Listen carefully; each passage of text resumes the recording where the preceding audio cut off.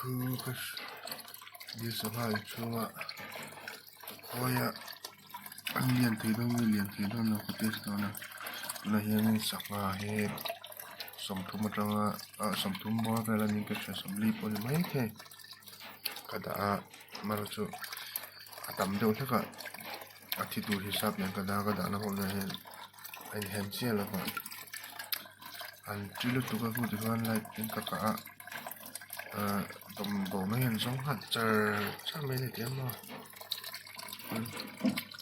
xem chi từ gas scrap đấy để bảo hi bạc hạt ông bạc cô liền đó cô bảo sang hàng tiếng khai ta hay này thì anh thong đẹp nhất trên cái phía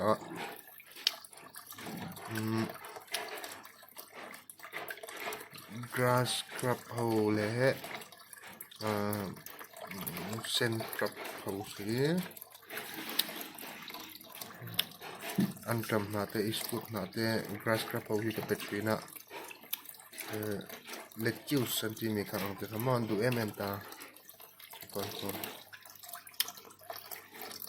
apa lian puri mai boka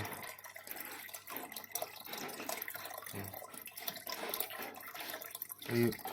báo mình chỉ mình cái báo sama anh ya Kuanin aku ya kuanin untuk koran tekrat jela aku yang himsal yang maya atradia untuk koran ini 20 ml lah 5 mm saja ke toka kuanin lấy filter chung meter ke sukia kada saka filter ta pohian filter pohian kada saka kuanin mà nó rất lem cho nên điều số hai thì các bạn là chọn chọn trên đều tất cả mà nó chọn mình khi đi ăn flashlight còn hiện lên lao tất cả các bạn cán sẽ đủ giống như thế mà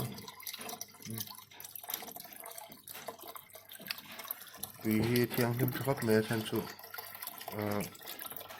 mình đi lâu lên lệ level cái phăng trả antibacterial te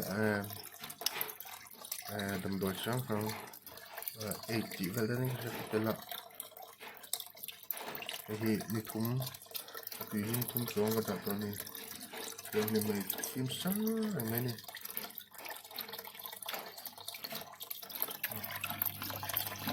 còn hộp này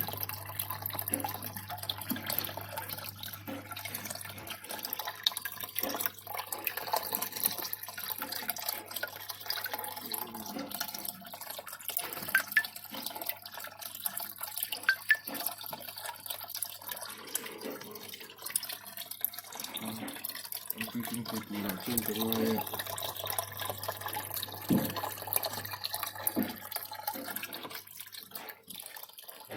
cái lực tục anh không phải khác rồi còn mạng lên hơn anh lực tục thêm không